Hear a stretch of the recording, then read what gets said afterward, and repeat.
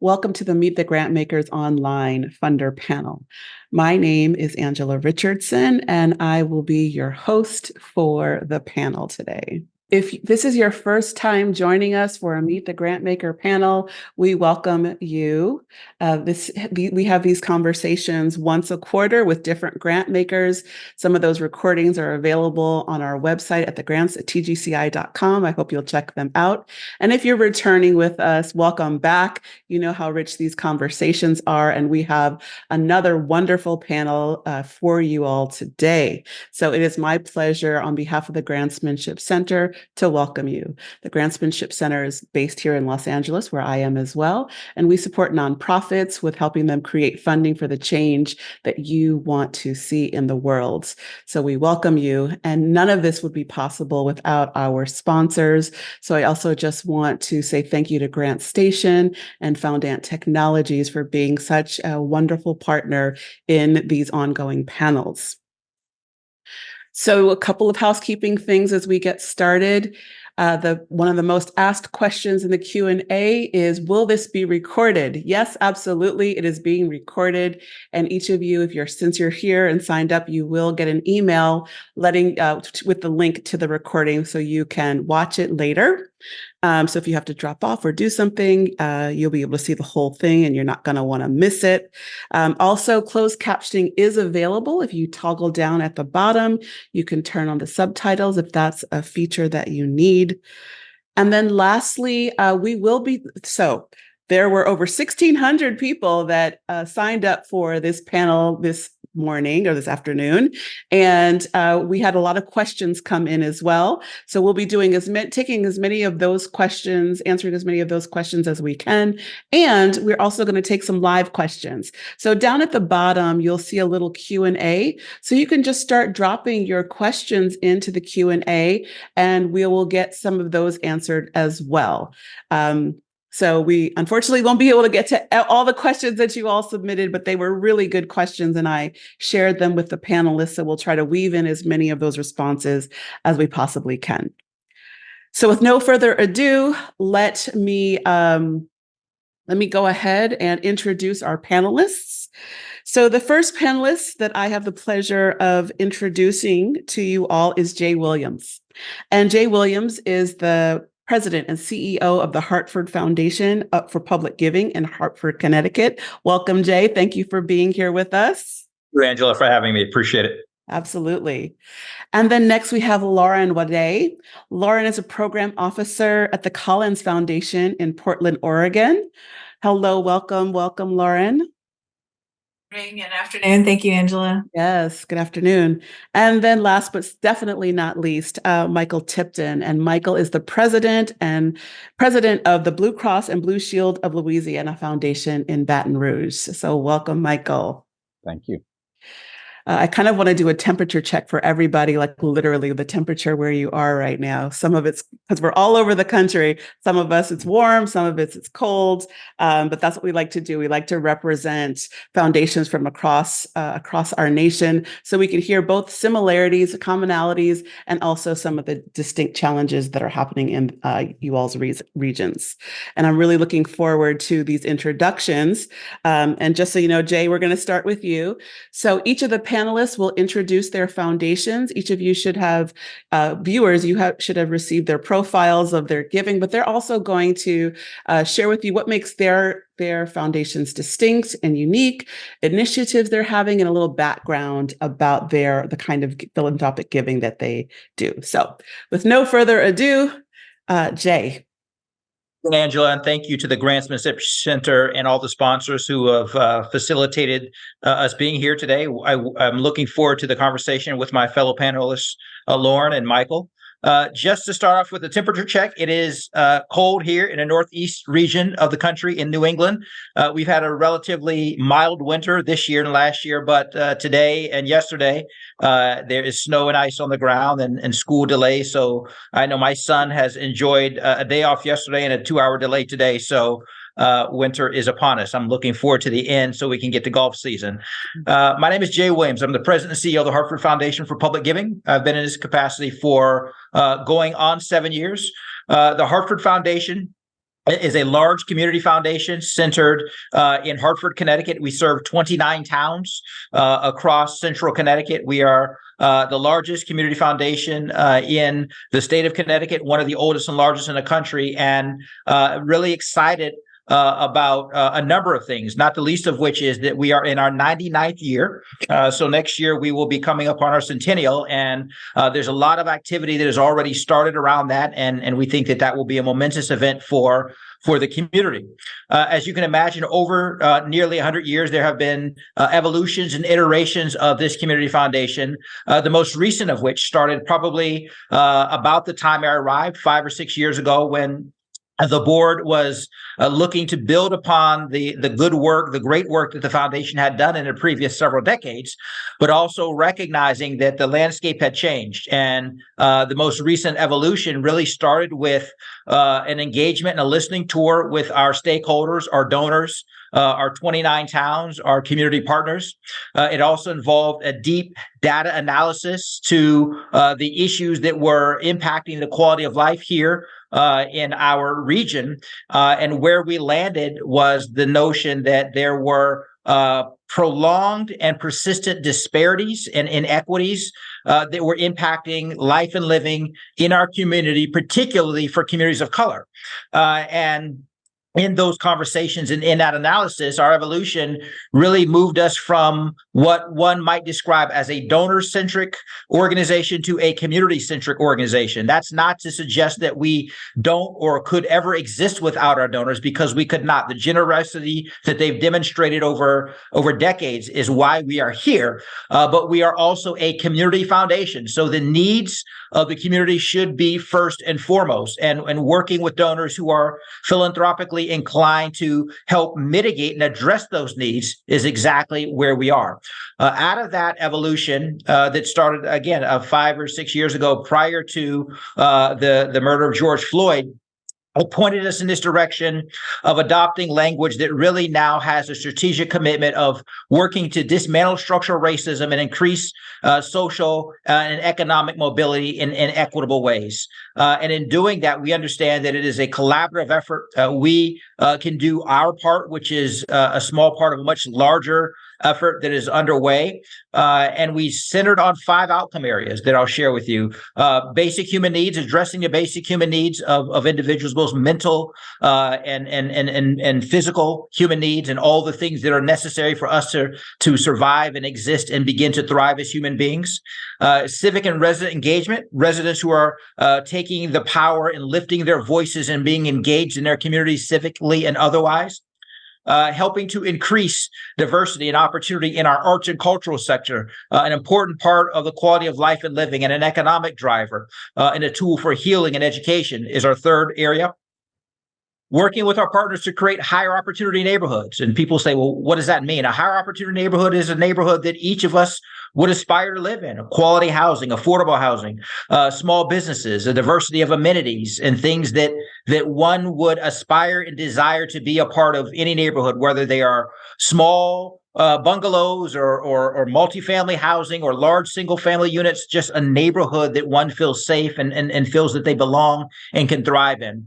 And then the fifth being helping to address employment and education opportunities. And in looking at all of these, we believe that our commitment and our mission is to the entire community, but we can't get to that mission of putting philanthropy into action for the entire region if we have demonstrably segments of the community that are demonstrably suffering because of the inequities and the structural issues that have existed in this country from its very founding. So we don't think it's one or the other. We think it's both and it's really been a humbling experience to have started this journey prior to COVID, to have started this journey prior to the murder of George Floyd, but then to see affirmed the path that we are on, from the response from our donors, the response from our community partners who are out there on the front lines, the response from so many of the key stakeholders that we engage, and not just us here in Hartford, Connecticut, but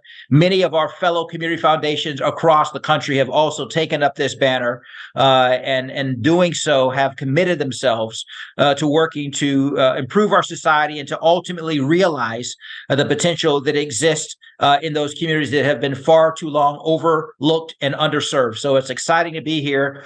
We continue to go through our own journey. We don't always get it right. So happy to talk about the things that we've learned, the mistakes that we've made, the successes that we've had, and the road ahead of us. So I will conclude my remarks there. And again, just excited to be here, get into the conversations and the questions, and really to hear and learn from both Lauren and Michael, and with the very capable facilitation of Angela. Thank you all. Thank you. Thank you so much, Jade. So much in your introduction. I'm looking forward to picking up on some of those topics. Lauren. Yes. Hello, everyone. And thanks again to the Grantsmanship Center and sponsors for hosting this event. My name is Lauren Waudé. I'm a program officer at the Collins Foundation. We're a family foundation based in Portland, Oregon, but we serve nonprofits, tribes, and tribal organizations, fiscally sponsored groups working across the state of Oregon. We are dedicated to supporting urban and rural organizations working to improve the quality of life for their communities. I think things that Jay said really resonated with us, or with me, as he was speaking of the evolution of our foundation. Last year, we celebrated our 75th anniversary.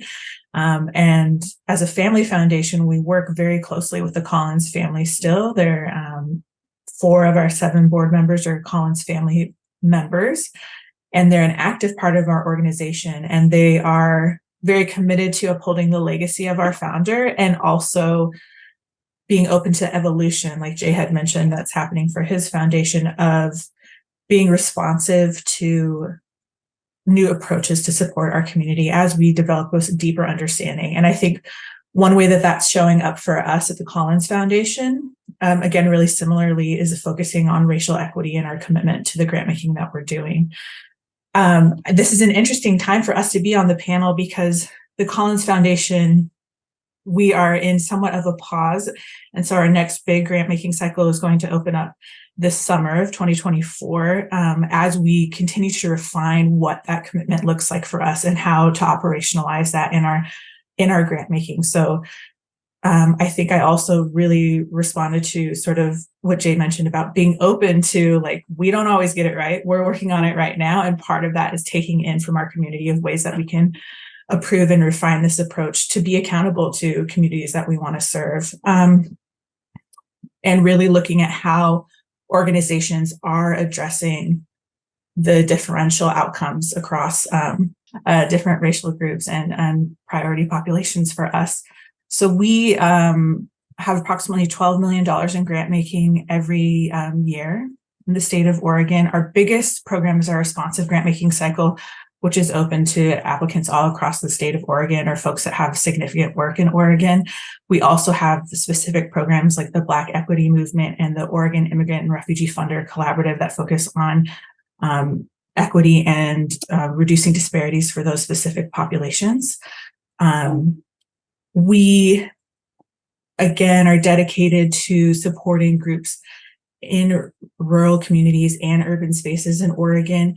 And again, our mission of improving the quality of life in those communities can be somewhat broad, and we tend to focus our funding on arts and culture, child welfare and development, community welfare, education and environment, but also really open to anything that is focused on improving outcomes for specifically BIPOC communities. And again, working on refining our own equity commitment as we work with organizations that are uplifting their own racial equity work. And so I think there's a lot more info in that email that went out. But yeah, so I'll leave it at there with that kind of summary of everything. Thanks so much. Great. Thank you, Lauren. And last but certainly not least, Michael.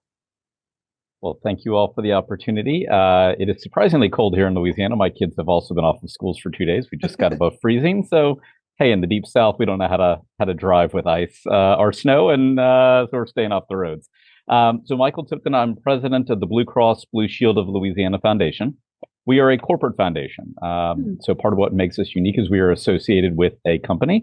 I actually have two titles. If I could show you my business card, it's got two sides. I'm the head of community relations for the company. I'm also the president of the Blue Cross Foundation. I'll be sticking mostly today talking about what we do as a foundation, but I think part of what makes us unique is that we can also leverage our research, our insights, our employees. So right after this call, I'll be driving to North Louisiana, where I'll be with hundreds of our volunteers tomorrow, doing some work around food insecurity. So, I think there's various ways in which businesses can be leveraged as funders, as partners, both through the traditional grant writing mechanism and in other ways.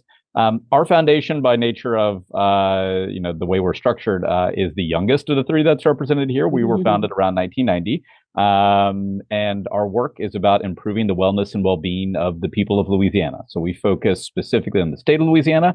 We focus on improving health and wellness, particularly health outcomes and the outcomes of Louisiana's kids. In terms of the work that we are doing today that I think folks may find interesting, there's lanes of work that I think we're quite interested in. So maternal health, Louisiana, and frankly, our country has some really terrible maternal health outcomes, and we can do a lot of good work to improve those outcomes. And so I think there's some opportunities there that we are taking on, addressing the healthcare workforce. We all saw during COVID the shortages of nurses and doctors. That is a generational problem, and it's something that we're going to need to continue addressing, and it's certainly something we are trying to work on.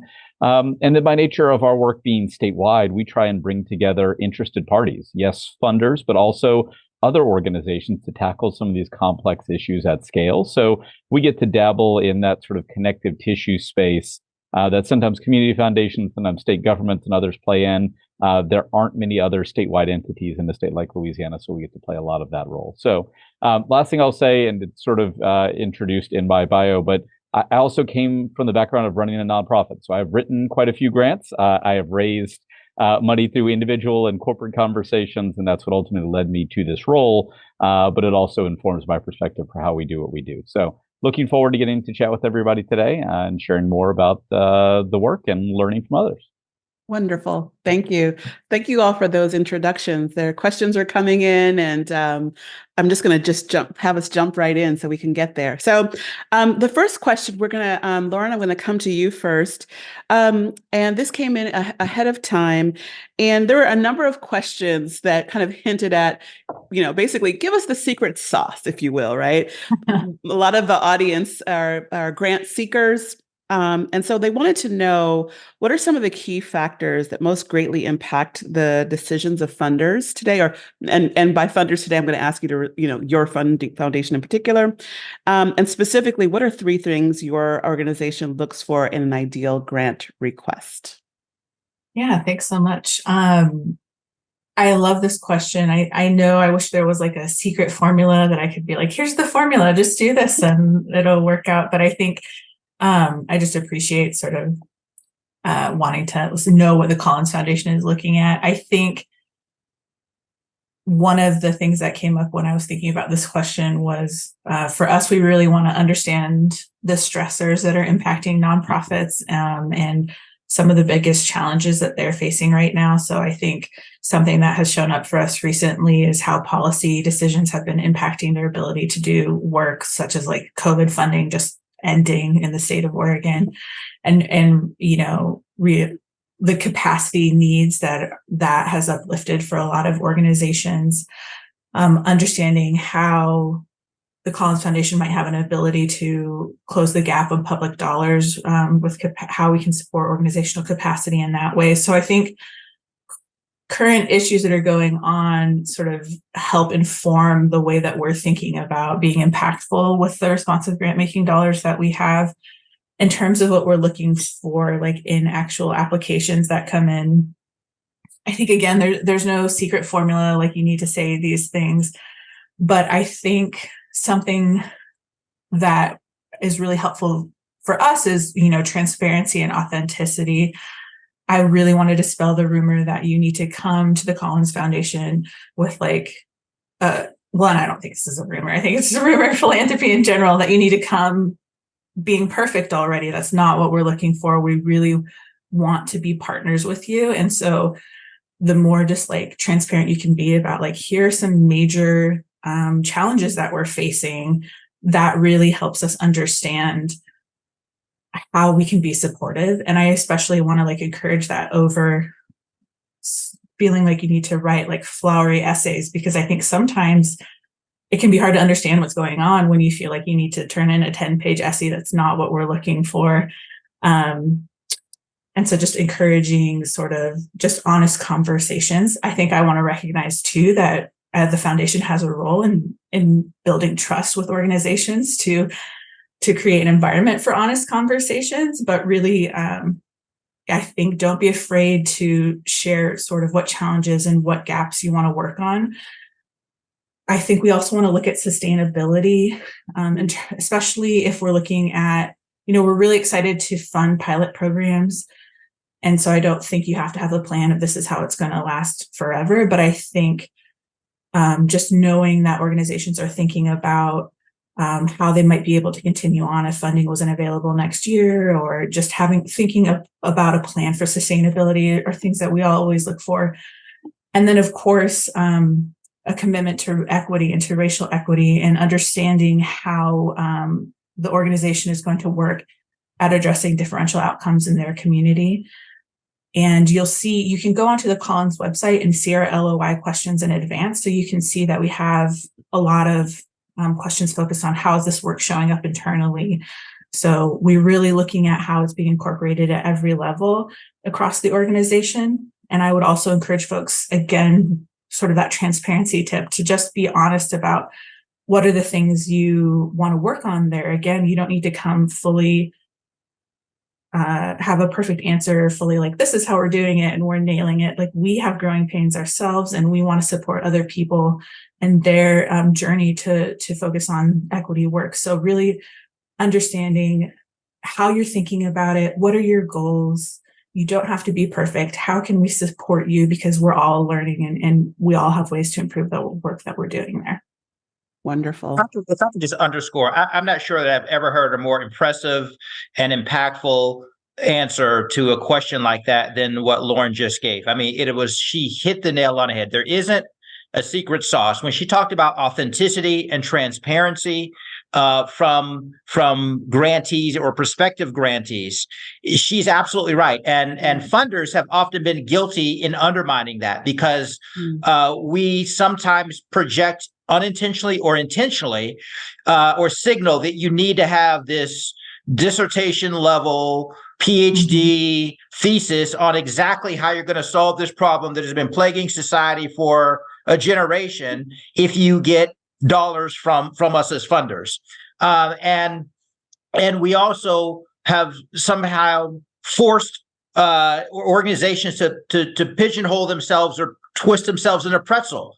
So they're chasing dollars. So we have been guilty in creating this ineffective system in many ways that applicants would respond to. When Lauren talked about that authenticity, the transparency, again, we don't always get it right. If we had all the answers, we would solve the problem. Clearly, we don't, and particularly if we're not out there on the front line. So this notion of pilot programs, this notion of just being who you are and being, open and having the trust that we need to help facilitate, of having conversations about what you're trying to do. I can't think of a better answer. So Lauren, thank you for sharing that. It's wonderful to hear that from a family foundation. It's something that as a community foundation, we have been on our own process of being more open, more transparent, more accessible. So great answer. I couldn't agree with you more. Thank you. Thank you. Michael? Yeah, I mean, I would echo what Jay just shared. I mean, I think Lauren hit the nail on the head. There isn't a secret sauce. I mean, frankly, for anybody who hasn't heard it, the joke in the foundation world is if you've met one foundation, you've met one foundation. They're all a little different. And frankly, it's not really true. We have a lot of similarities, but we all like to think of ourselves as unique. And so in some ways that leads to all the challenges Jay outlined. I mean, the only, I guess I'd say a couple things in addition, for us, recognizing that we would not be in a position to make ongoing programmatic operating support we made it very clear long ago we would be a project funder. We felt like we could do that. We could help get a project up and going. We could do those pilot projects. We could get something to scale, but we did not see the ability to sustain investment. So we try and be transparent about that. And so for us, a lot of the secret sauce, if there is some, is about clarity. What is specifically the problem you're trying to solve? What specifically do you think is the thing that you're going to do? And how will you know if it works? Particularly when you're doing a pilot, you may know that it didn't work, but do you have enough information to know why it didn't work? And frequently the answer to that is no. The way we thought about it, we can answer that it didn't work, but we didn't exactly know why. We try and encourage the learning side of it. Or if it's something that we know is going to work, the question is how, if we're only able to fund from a project standpoint, can we sustain it? So what is the clear plan in that way, recognizing the limitations of our funding? So those are the only couple of things I would add. Is it's really clarity, I guess, would be the underlying word on our end. Yeah, thank you for bringing that in. I think that's such a significant. First of all, this whole conversation I think is such a refreshing conversation to have at the top of our year when people are busy in their grant seeking endeavors. I want to lift up a couple of things and a couple of smaller questions that are coming in. Some of the people are asking, like, do you all only fund in your region? And I think the answer, just in short, is yes. All funders have. I love what you shared, Mike. Like, once you know one funder, you know one funder. It's a good idea to know what their priorities are, their geographical scope is. If they fund in Louisiana, they fund in Louisiana. If you fund maternal health, you may not fund, I don't know, arts and culture, for example. So you want to find those foundations that do that. And then the other thing I want to lift up that I heard all of you share about was pilot programs. So, I know there's a number of small organizations out there or mid-sized organizations out there, maybe, or even a large organization with a new idea. So one of the things I hope you viewers are hearing is at least this funding panel and the foundations they represent are interested in talking to you about some of those ideas. Funding may happen this cycle, maybe next cycle. But if you find yourself in that, I think a lot of smaller organizations or organizations with new ideas tend to be a little shy in terms of thinking that they can get funding. But one of the things I'm really hearing from this panel in particular is that they're interested in your new solutions. So Finance is legitimate because for so long, and again, I try not to paint with a broad brush, but it is documented that we often like, oh, this is new, we're not willing to take a risk. I mean, if you're not willing to take a risk in philanthropy, where are you, or where should you be willing to take a risk? And to Michael's point, it may not fly, but is there an opportunity to learn why not and to try something different? So that hesitation of these organizations and trying something new is legitimate and authentic. And again, we have to help mitigate that and demonstrate a willingness to take informed risk, meaning it won't always go the way we hope or intended, but still something good can come out of that. Thank you. I'll just add quickly to that. I think we as funders are guilty of sort of using a one-size-fits-all model. Our grant is going to be $100,000, and $100,000 is for a pilot, $100,000 is for program operation, et cetera. If it's a pilot, if your risk tolerance is very low, invest a dollar amount in a pilot that you can tolerate. So our pilot grants are smaller. And then we say, if it works, we'll help you scale it up, but test small, bet small, learn something. And if you make $1,000 mistake, most organizations can survive that. You make $1 million mistake, there's a fair number of organizations that will not survive that. So we try and encourage that sort of more calculated risk taking to inform thoughtful execution, both as a funder and for our nonprofit partners to try and identify those issues. Yeah, thank you. I think all of you are really, one of the things the topics that's coming up is around communication and relationship building. So I want to talk about that a little bit.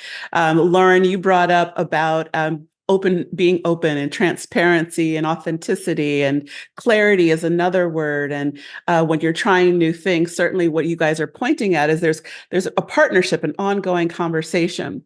So I think there can be so if I'm going to be authentic as a grant seeker, like how far do I go? Like what is authenticity in terms of the exact conditions of what's happening. What if there are things like, our executive director left in a weird way or something like that. So I want to open this conversation up. And Michael, I'm going to start with you about establishing meaningful and effective relationships with grant makers. And I think, because I really think that's something that's been evolving over these last years, that partnership and dispelling myths and all of that. So for your foundation, if I'm a grant seeker, I've never applied to you all before, what insights can you offer, both for your foundation, and since you've got some other experience, maybe you would share that more globally too.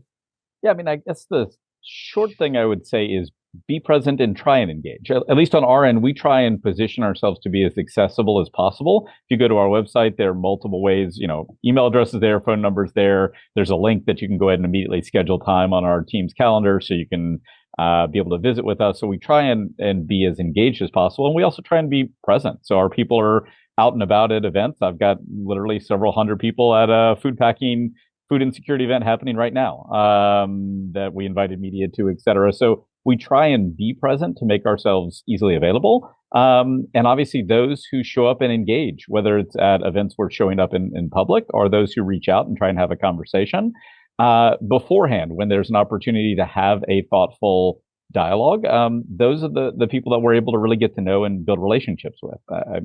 Certainly as a grant seeker, I was guilty of it. And I know many of our nonprofit partners are guilty of it too, where you look at it and go, ooh, deadline's tomorrow. I should reach out and see if I can have a phone call. Well, yes, we would all like that, but there's, again, only so many hours in the day that I can do. But if you call a month out, yeah, I will absolutely find the time. Let's have a conversation. Let's get to know what you're doing. And that provides a much more thoughtful dialogue to actually have us get to know, have us get to support. As I noted earlier, we're associated with a business. Frequently, what people need is, I need a board member. I need fundraising help. I need insights and data. Those are things that a grant might help with, but there are also other tools we can bring to bear. And so the more we have a conversation, the more we are going to be able to hopefully find a good way to partner. I appreciate what you just shared right there, because one of the things I'm always sharing in my trainings is, don't think of your funders as like an ATM machine. There are so many other resources that come when you're actually look to build partnerships, like some of the things that you just mentioned. So I'm appreciating bringing that into the conversation.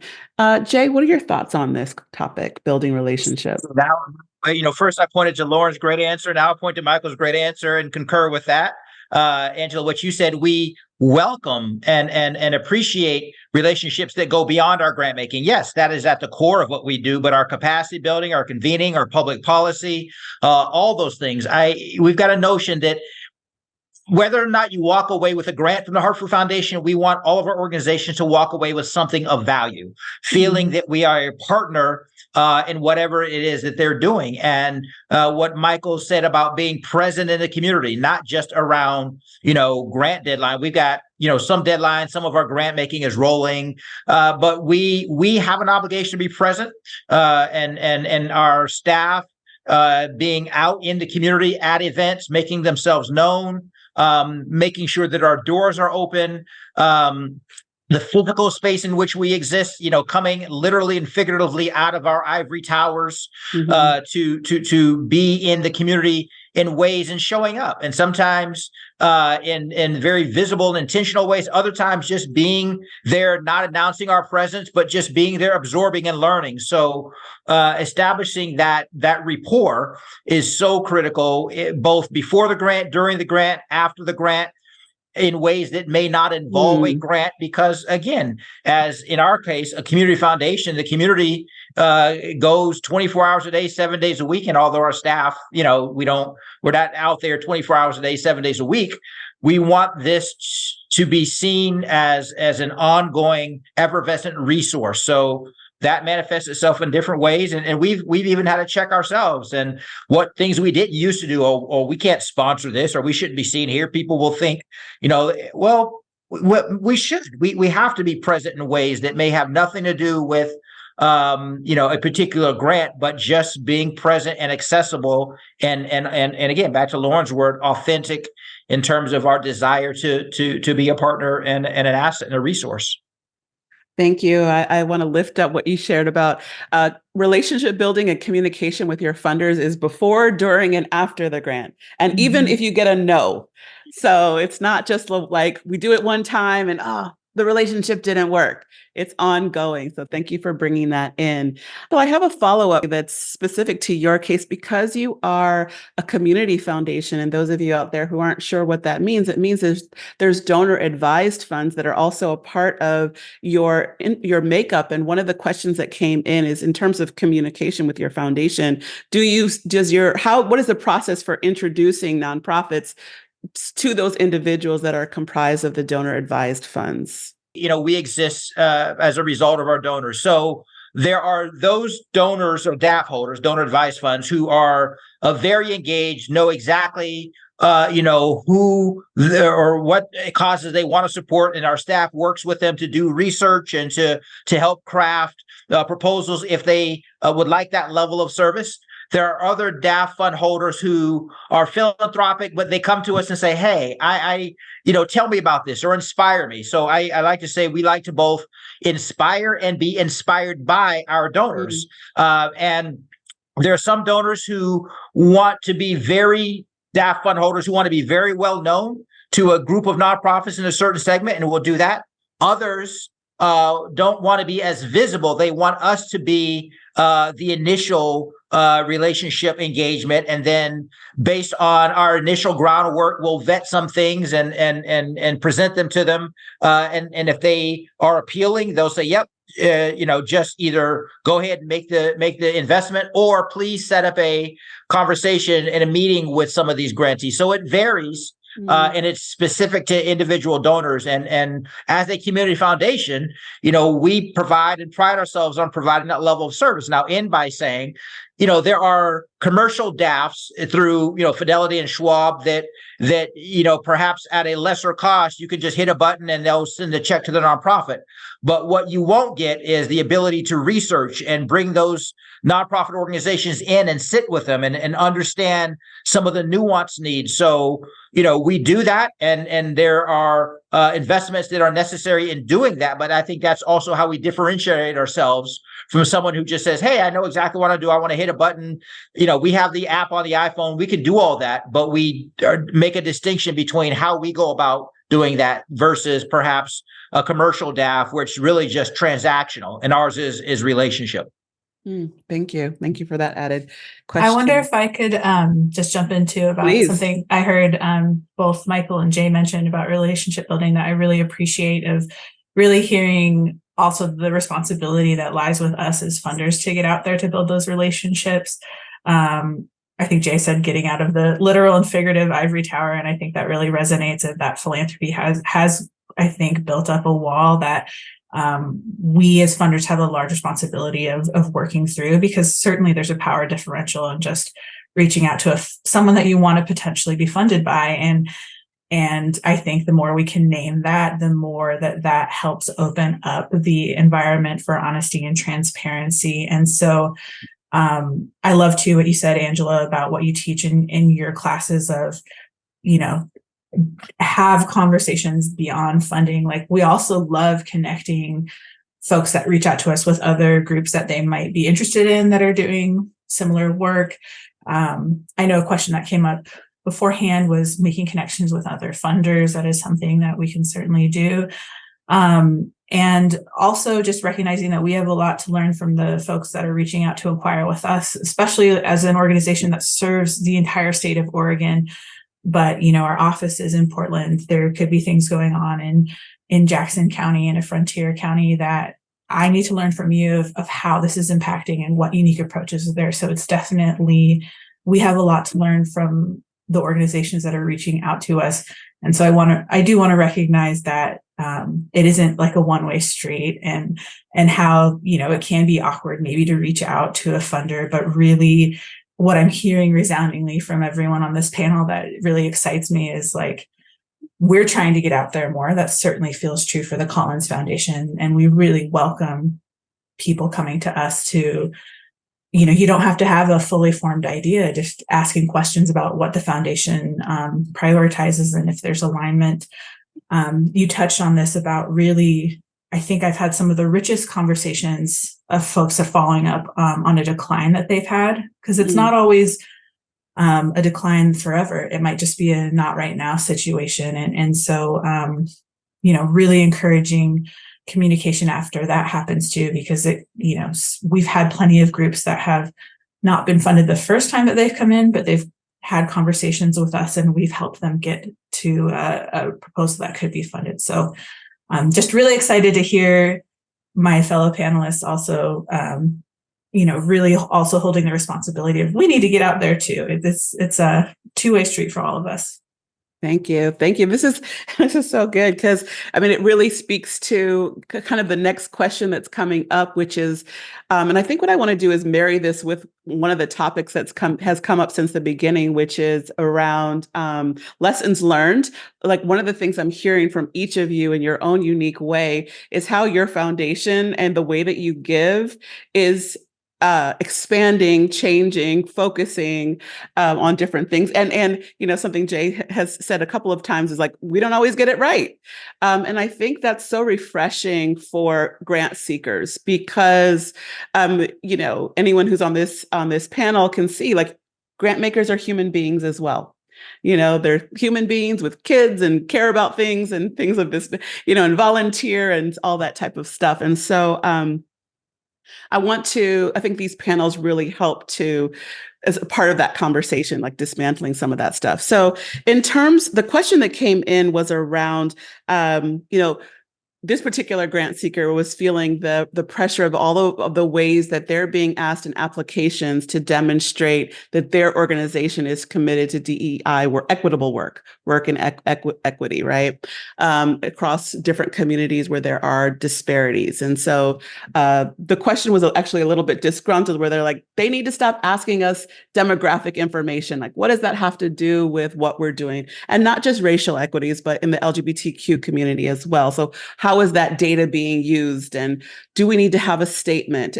And I think, so the first question that I have is, what are some of your expectations with your grant seekers around equitable programming? And then also, what are some of the things that you as foundations are learning in that area, in the ways that you're growing and how you're operating? So it's kind of a two-pronged question, and you can speak to any of it. Jay, Jay, I'm going to start with you, and then we'll start a rotation again and pick up on any of those threads. Thank you. So great questions. We do ask demographic information. It is a part of a larger story, larger context. I don't think that, we don't, and I would think it'd be short-sighted to make individual decisions simply on demographic information, but it's a part of a larger puzzle or tapestry that's important to understand.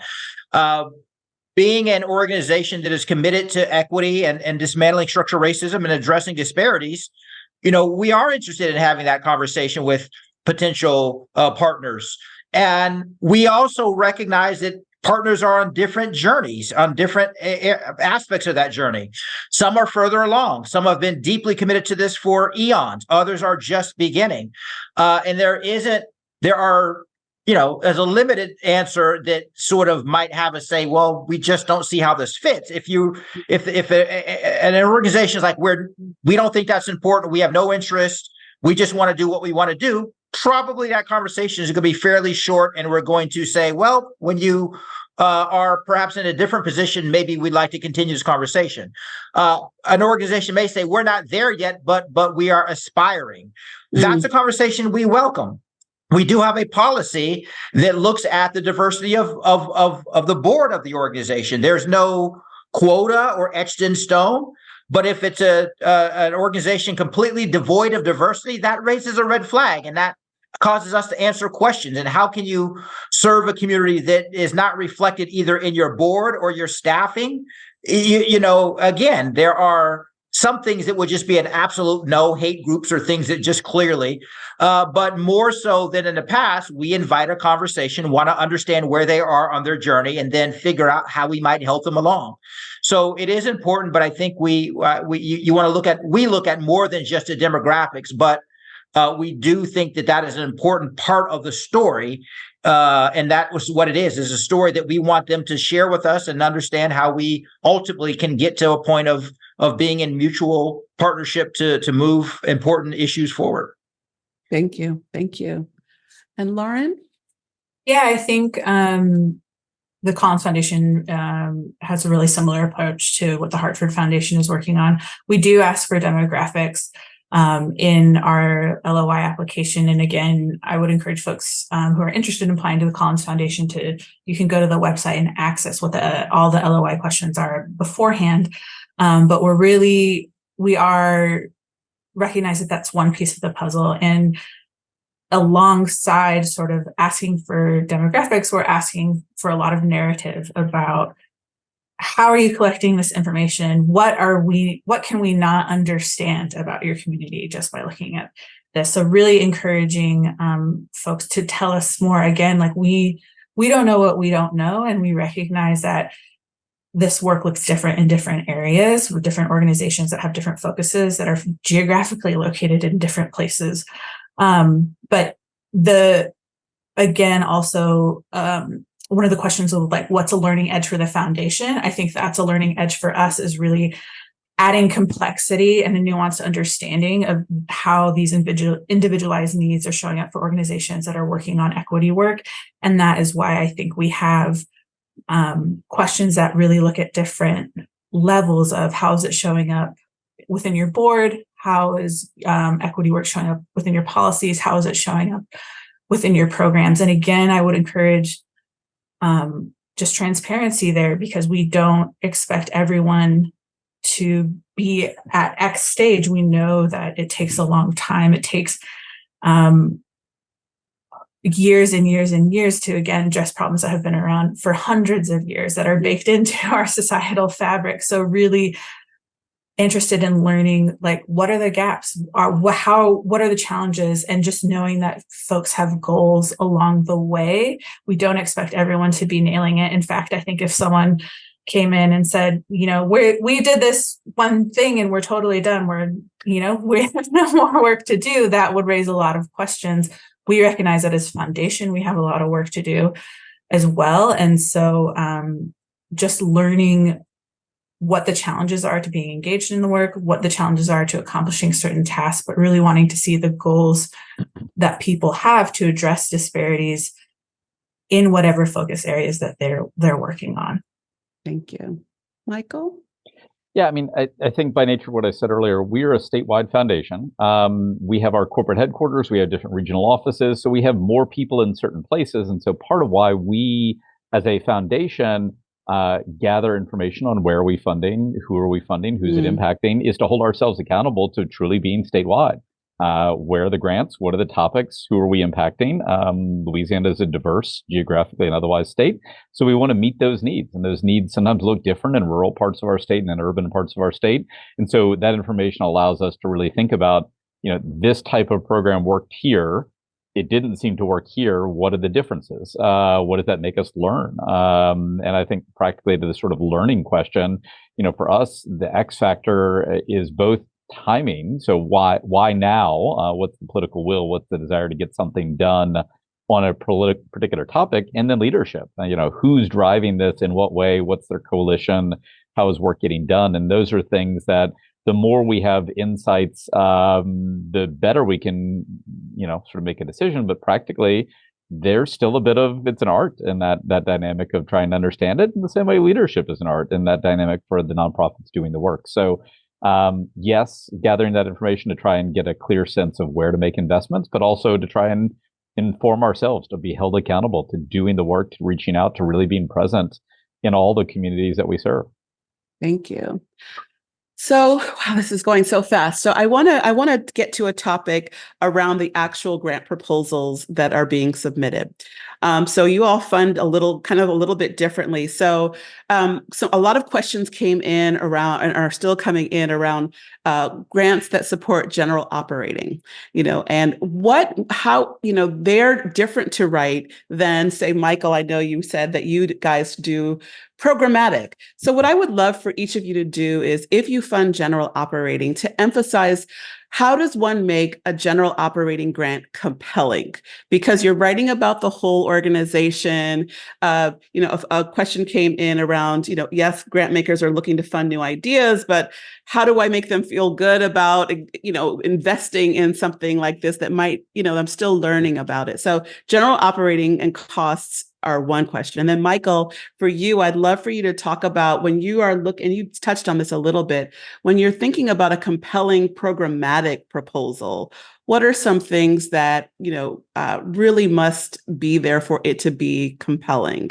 I don't want to say really must, that makes it so absolute. All of you are pushing back on, there are no absolutes. There's a conversation going, be transparent. But Lauren, I'm going to ask you to start us off with this question, general operating. And I know you guys are in the process of figuring out some new things, but maybe even from the past experiences that you've had. No, thank you. I'm glad that's, excuse me, I'm glad this came up because I wanted to clarify too that I think part of our evolution in the shift is seeing that we are funding a lot more general operating support, where that maybe in our responsive grant making was, a small portion in the past. We really have shifted. I would say the majority of the grant requests that we do now are probably general operating, because we really understand that can be the secret sauce, the most helpful thing to some of the organizations that we work with. So I also hear too in the question, because I think that's something that we want to improve on, is our application might be geared a little bit more towards project, because that's historically what we've done. So how do you write a compelling thing there?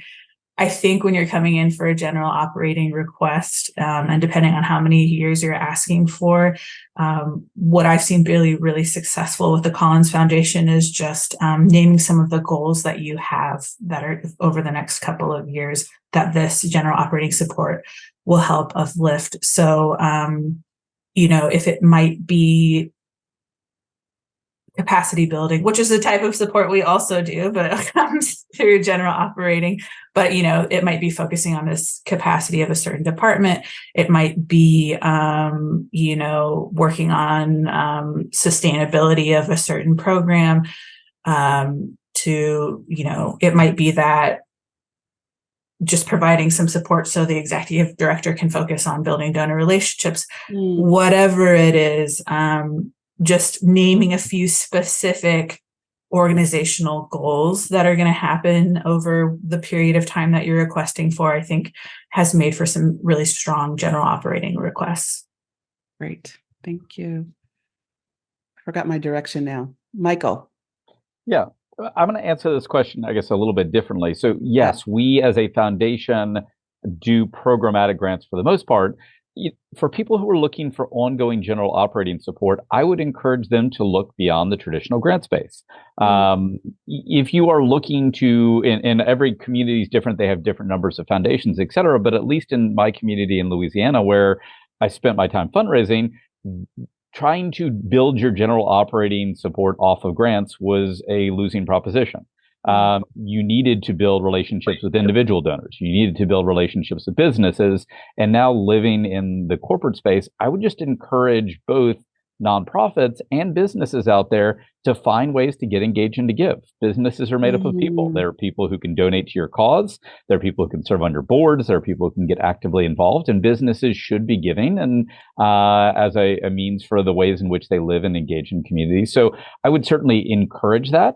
And then when people are specifically looking at a foundation for a programmatic operation, to what Jay and others have said at points, that becomes sort of the risk capital, or the venture capital, to try and do the new things, to think about it differently. So the engine is running normally, you've got the fuel to keep the organization going, but you can use a grant to try and do something a little bit different. I think that is probably the right model to think about how to both sustain and to grow the work. Wonderful. Thank you. What an insightful answer. Jay?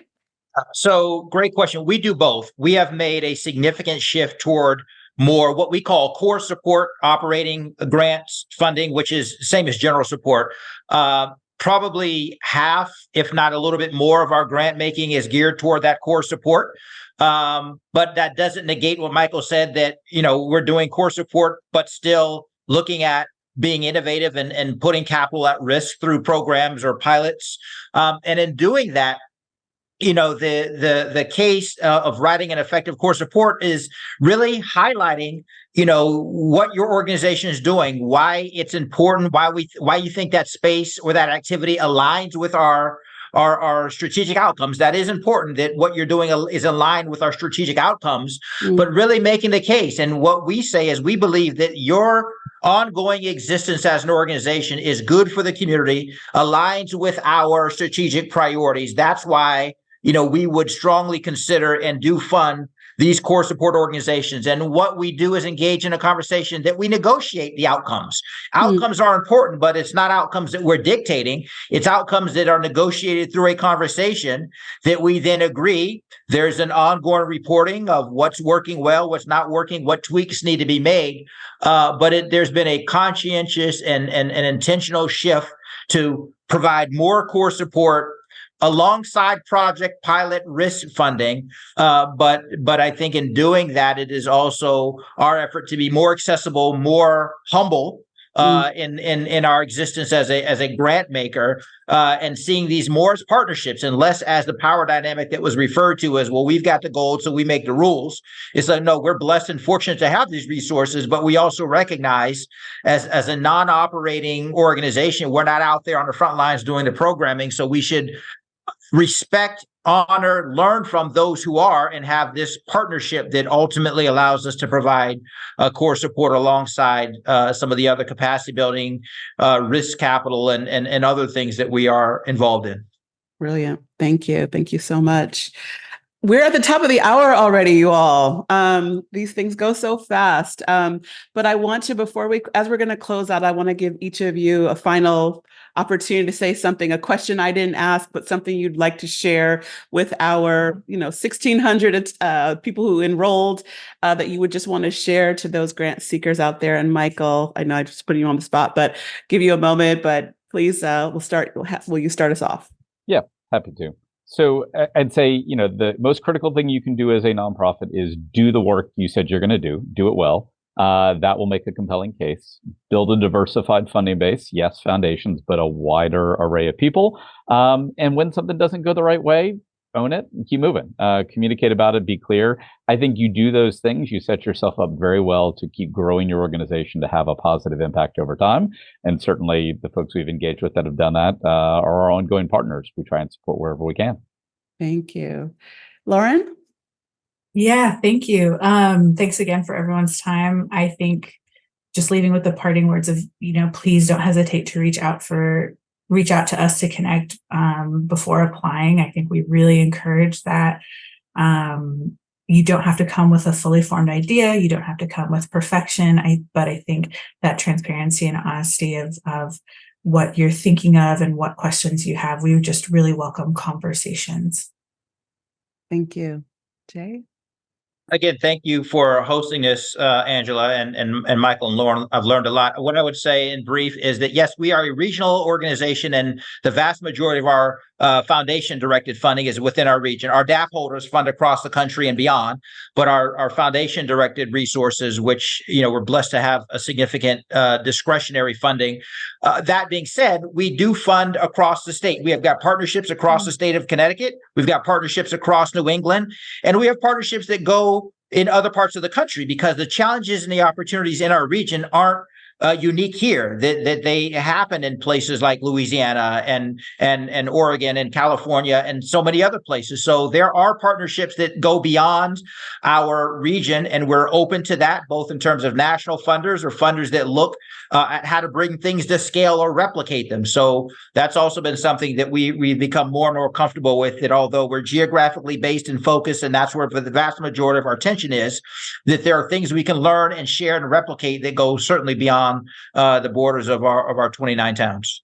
Wonderful. Thank you. That's a very unique aspect.